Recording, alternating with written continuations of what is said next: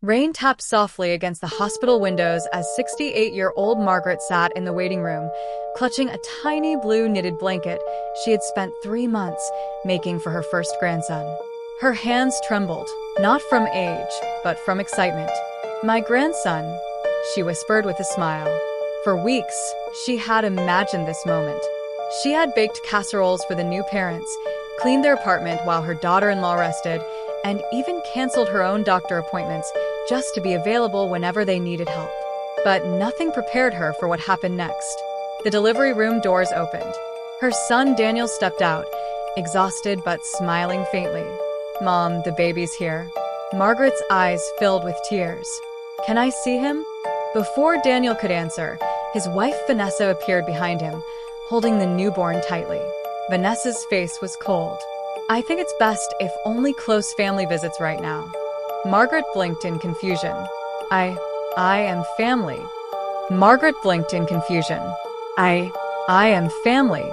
Vanessa crossed her arms. "You know what I mean." The hallway went silent. Daniel looked down at the floor. Margaret forced a weak smile. "Did I do something wrong?" Vanessa sighed dramatically. "You're always around, always involved. We need space. This is our family moment. Our family." Those words pierced deeper than any knife. Margaret looked at her son, silently begging him to say something. Anything. But Daniel only rubbed the back of his neck. "Maybe just give us a few weeks, Mom." A few weeks. After everything she had done. Margaret slowly handed over the tiny blanket. "I made this for him."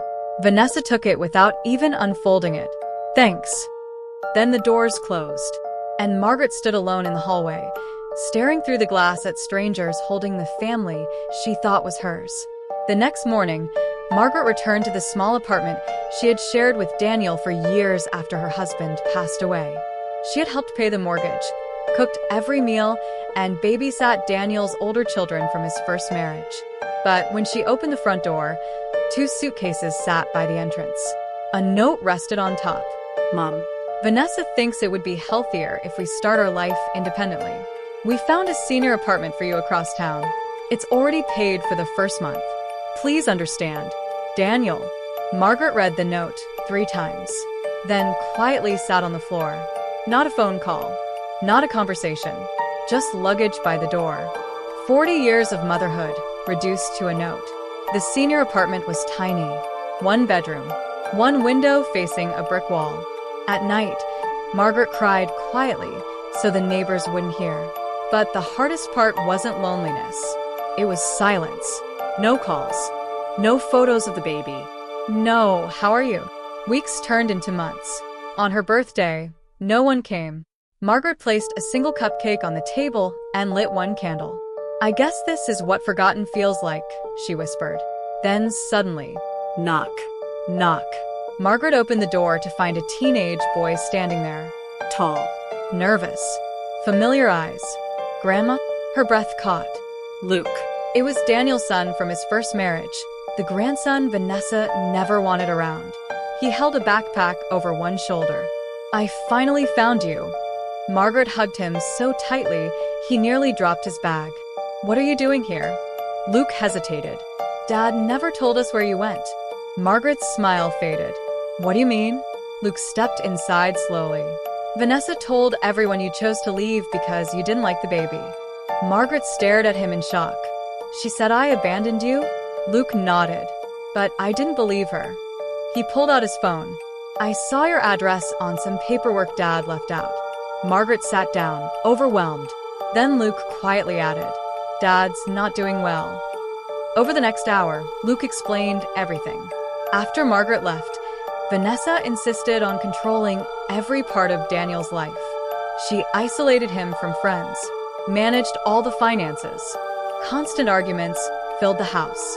And worst of all, Vanessa refused to let Daniel's older children visit because they were reminders of his past. Daniel became depressed, quiet, exhausted. "He misses you," Luke said softly. "He just doesn't know how to fix what he allowed." Margaret looked away, tears gathering again. "A mother never stops loving her child," she whispered. 3 days later, there was another knock at the door. This time it was Daniel. He looked thinner, older, broken. The moment Margaret opened the door, he burst into tears. "I'm sorry, Mom."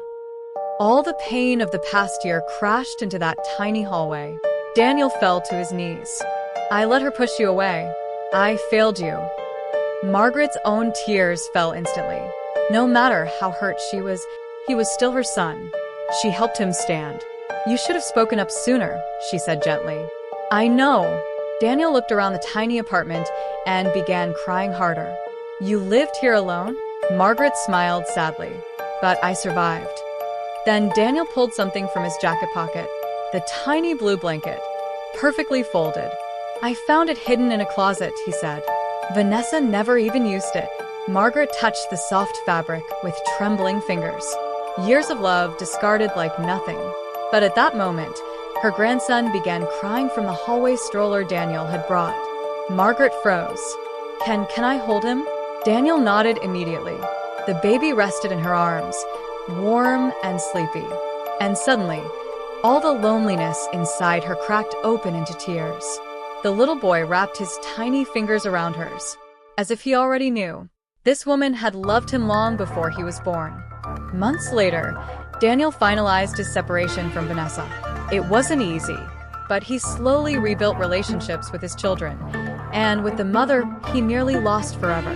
Every Sunday, Margaret's apartment became full again. Laughter, cooking, grandchildren running through the hallway.